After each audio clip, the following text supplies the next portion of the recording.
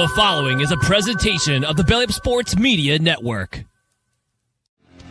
1420 Sports Bar Podcast. For beer, the sports talk, and a whole lot more. Join host Brent Radlinski as he bellies up to the bar and gets the conversation going that'll make you think you're sitting in your local watering room. It's sports, beer, and shenanigans. So sit back, grab a few beers, and let's get into it.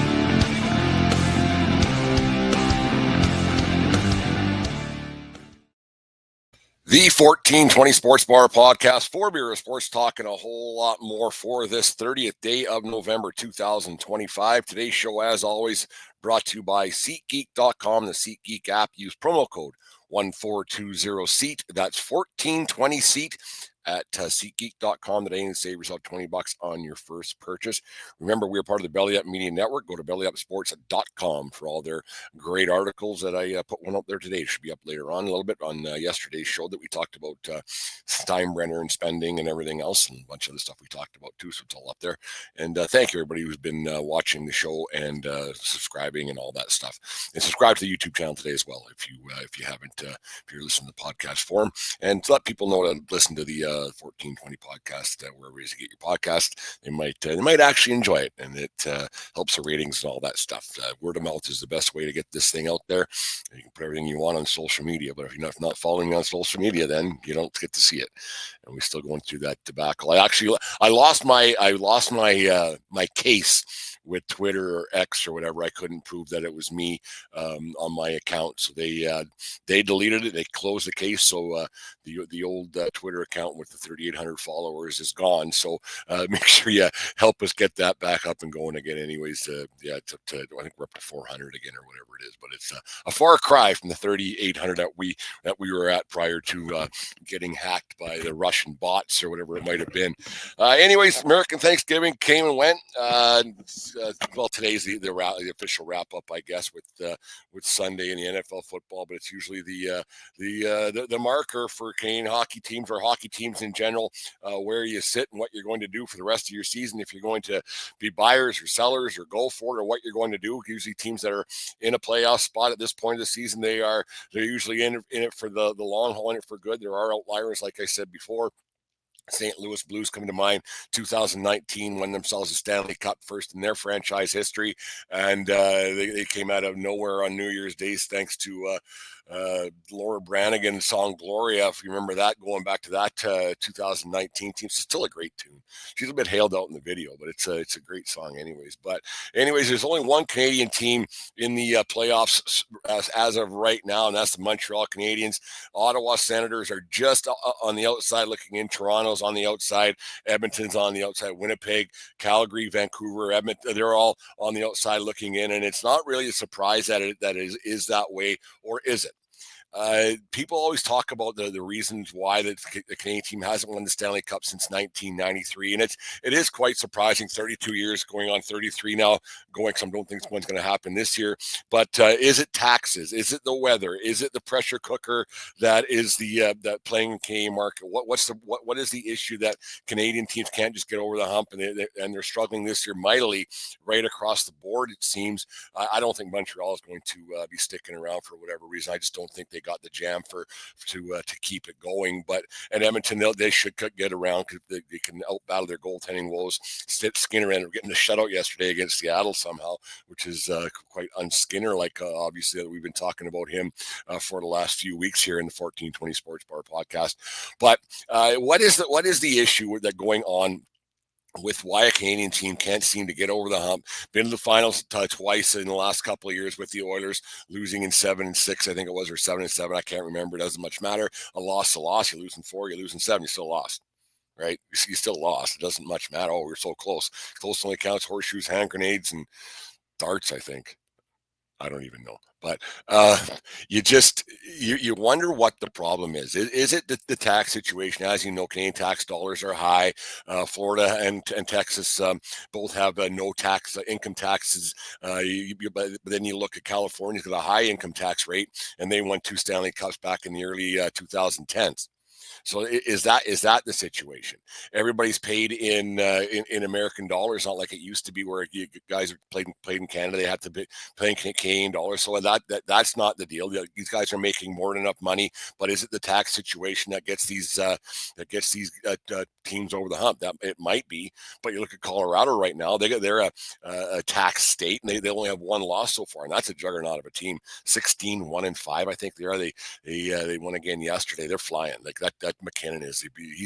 If he's not one, he's 1A in the National Hockey League right now. The talent that guy's got and the speed that he plays at, it's quite remarkable. So is it the tax situation? Well, I don't think so. Is it the weather? Well, that could very well be. I mean, Florida's won the last two. Can't be too hard playing in Florida. You're wearing shorts all year long. You're playing golf. You're probably pretty relaxed. Texas, the same thing. Weather's great down in Dallas. No tax situation, and they're off to people be talking a lot more about them. If it wasn't for how good the Colorado Avalanche are doing. So is the weather a factor? Well, you could say it might be, but Chicago doesn't exactly get the nicest weather either, and they won themselves a few Stanley Cups in 2000s as well. You know, the Chicago winters can be just as tough as they can be in Calgary or Edmonton. Weather in Vancouver is nicer than Chicago is. So is that the problem? Can't be. It can't be a weather situation. Does it help? Probably. Become a free agent.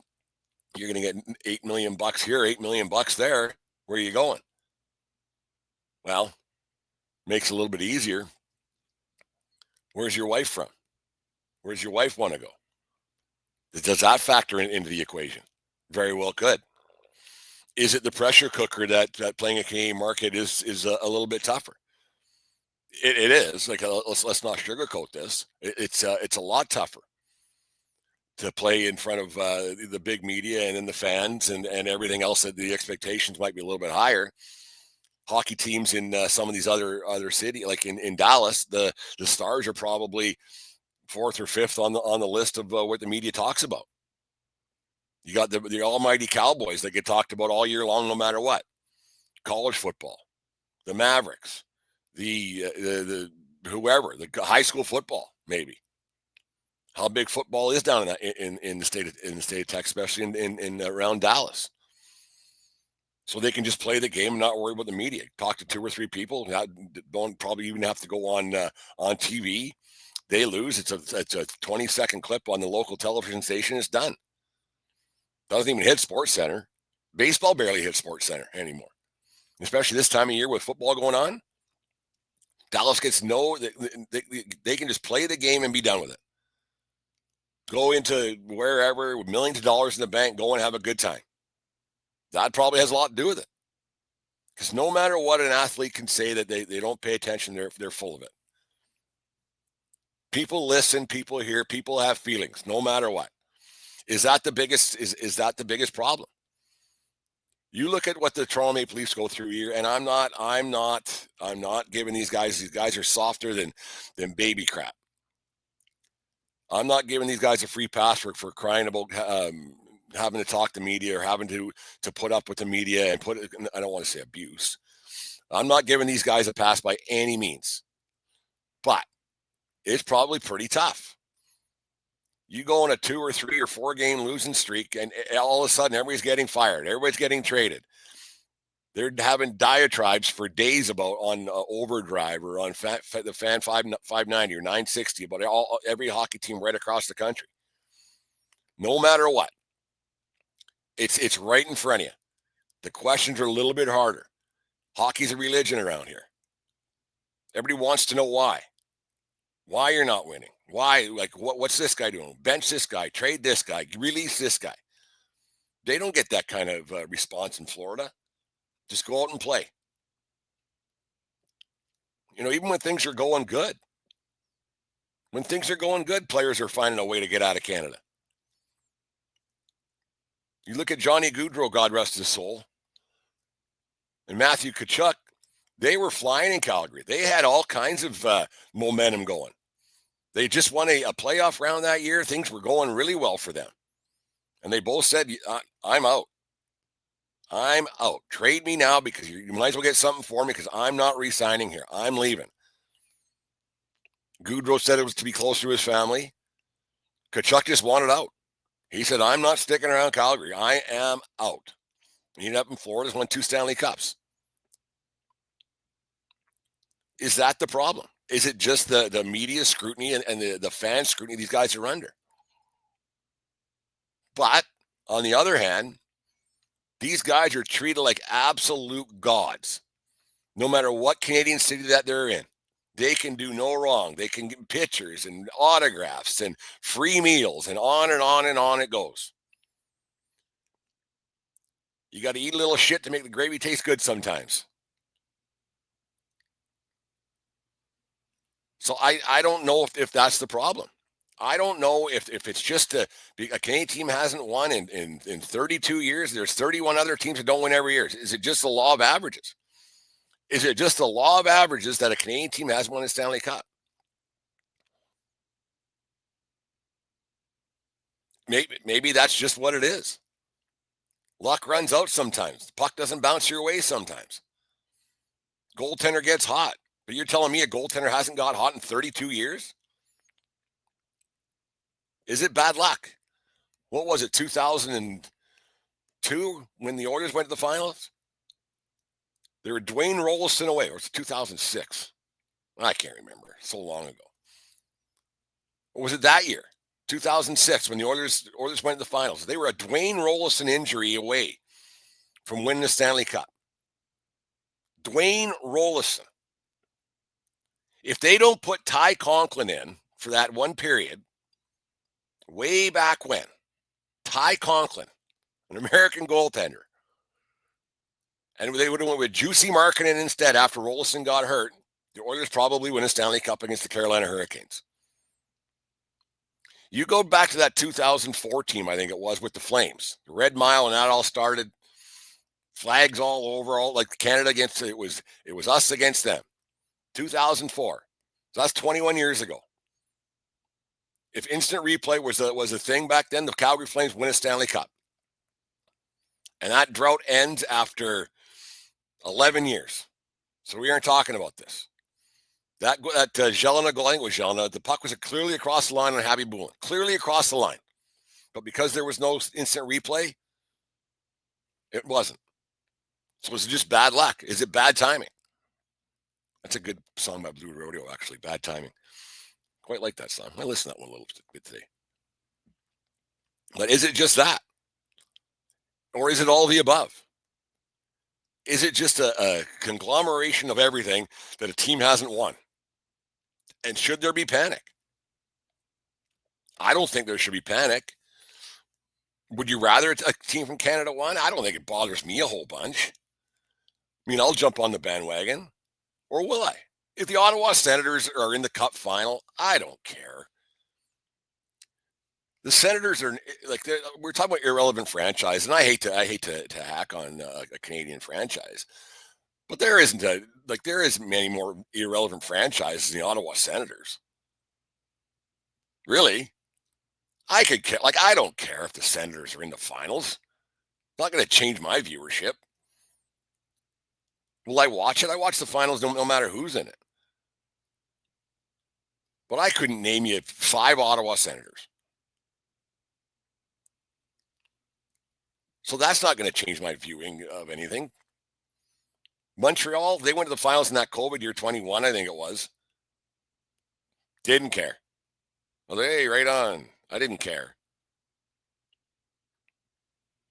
I'll bet you if you went across the country, people in Montreal don't want people in Toronto, the Toronto Maple Leafs to win, and vice versa. Is this just a media thing that gets brought up every year? Another year the Canadian team hasn't won the Cup. I think like a team like if a team like Edmonton got a little bit of juice because McDavid's he transcends the game, I guess. So people in Toronto might have been cheering for Edmonton last year. I don't know. But my father-in-law, who's a huge Maple Leafs fan, obviously, he didn't want the Oilers to win. So do people actually care? Or is this just an American made-up stat line that they feed on? Huge percentage of the players are Canadian anyways. Massive percentage. Still, that hasn't changed. It's gone down over the years, obviously. But you look how the top players in the world, the McKinnons, the McCarrs, the McDavids, still all Canadian players, right? Canadian goaltending is a lot different now than it was 20, 30 years ago, obviously. And that's a major concern. That's a major concern going to the Olympics. I think we should probably talk about that Olympic team maybe next week. But that's a major concern. And where does that get you? So is it just a fabricated panic across Canada that the Canadian team hasn't won the Cup? I'd probably cheer for the Canucks if they're in it. 2011, I think, I was. 2011, I was cheering for them to win.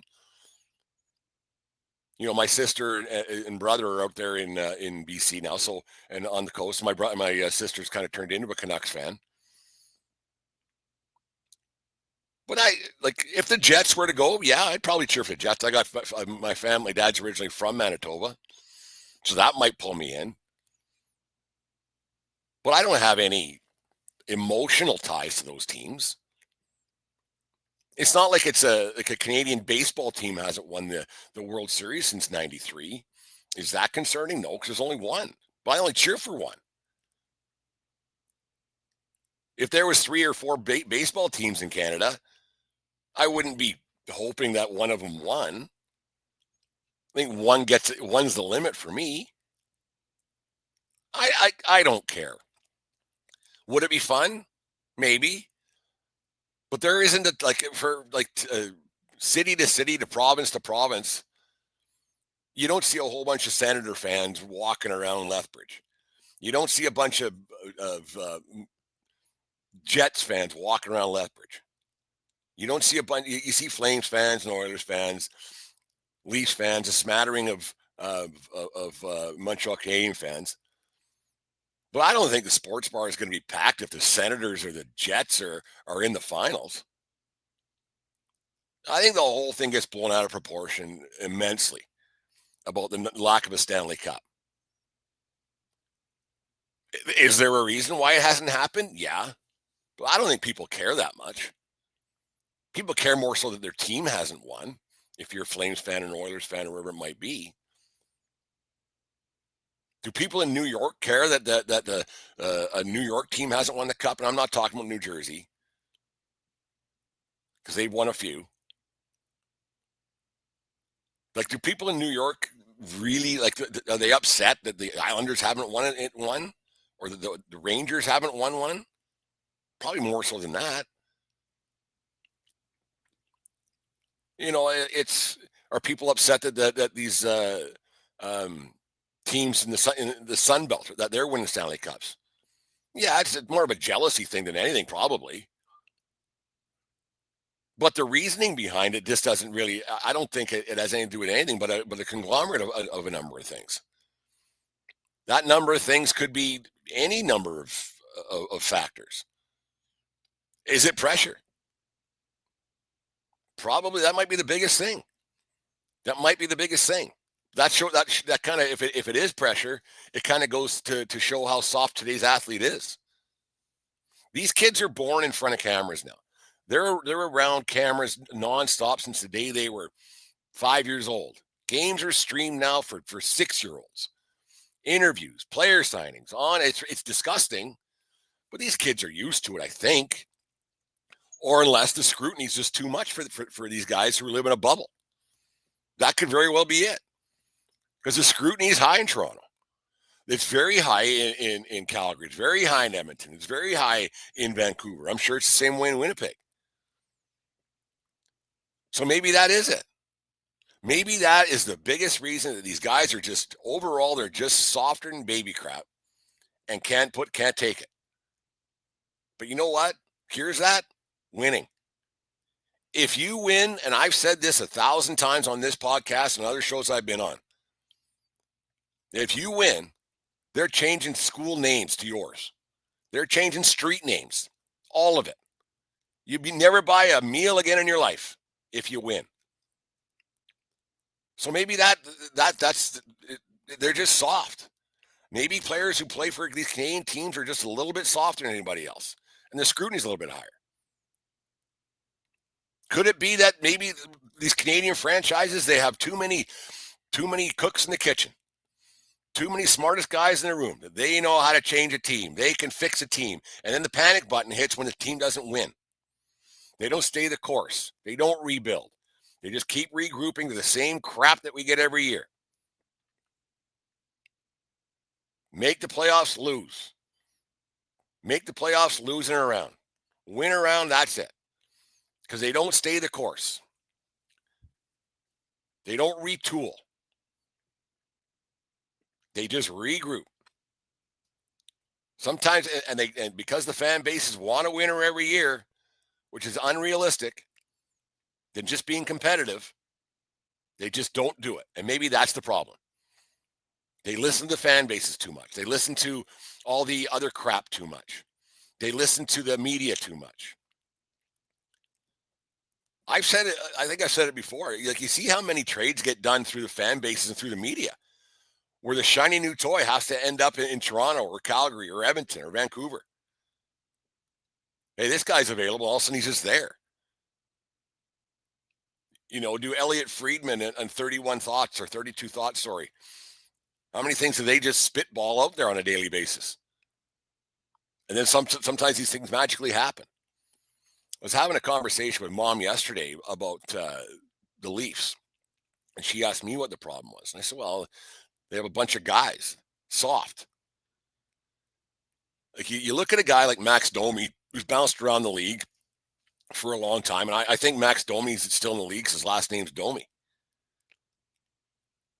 But he was destined to eventually become a Toronto Maple Leaf, and it happened because the media made it happen. The fan base made it happen.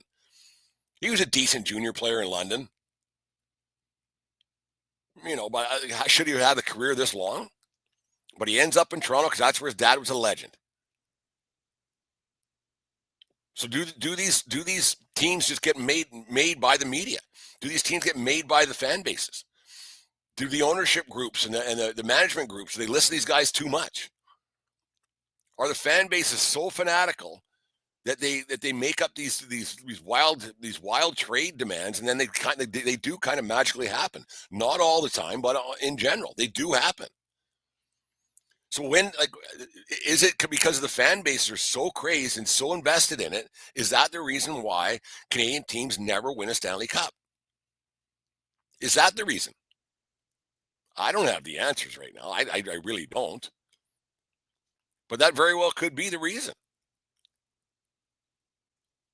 You wonder, it's if just having to play hockey was your job, it would probably be pretty easy.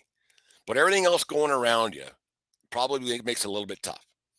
But that comes with your $1 million paychecks. That if you can't talk to the media and you can't put fantasy behind reality, then maybe just being a professional athlete isn't for you. You like the paycheck, but the pressure cooker that comes with it playing in Canada, that's part of it. In the summertime, you get to lounge around. I know hockey's like all sports are a 365-day-a-year business. I get it. You can't take any time off because there's someone coming to grab your spot. But is the fact that Canadians take the game so passionately and so seriously, is that the problem? Is that the problem? You see more and more American teams. The Americans are going to be a juggernaut at the Olympics. You see more and more American kids who are at the elite level and top level in the National Hockey League. And because there's only so many great players to go around, because there's too many teams, is that the problem? Is that the problem? So there's a lot of average to adequate hockey players in the National Hockey League. So is there just not good enough players to go around? And there's not enough good players to fill Canadian teams because the way the Canadian game is played now. Is that the problem? Is that the reason why we haven't had a Stanley Cup in Canada since '93? Patrick Roy. It all come together. Are the players soft? Well, maybe. But if they win, be treated like gods. And so I can't say that's the reason. Athletes must know that if they're treated like absolute gods, and there's a great big shiny light at the end of the tunnel, and winning one, you'll be a part of forever. Legends. People still talk about those 80s Oilers teams, the 89 Calgary Flames. Geez, like you think about the 92 and 93 or 93, 94 Leafs. They just went to the conference finals. How they're treated as gold still. Didn't win a thing. Doug Gilmour walks on water. Didn't win a thing in Toronto. So instead of complaining that you don't have one, go out and get one, and then we'll put this to rest. Like I said, I don't. It doesn't affect my day-to-day operations. Why? I think it's more media fodder and media talk. Well, it's a podcast topic that we were doing today, but I don't think people in general care the Canadian team hasn't won the Stanley Cup. There might be the odd American who kind of fringe hockey watcher. I know I used to be on the bumper for the guys over at Craft Brewed Sports. The Stanley Cup is coming back to the U.S. of A. You know. So it's a good media fodder for Americans, but I don't think in general, like I said earlier, it probably brings more satisfaction to a Canadian team or to a Canadian fan base when a Canadian team doesn't win, because they don't want their team to. They don't want the Canucks to win. They don't want the Oilers to win. They want their team to win. Just like they don't want the Rangers or the Devils or the Stars to win.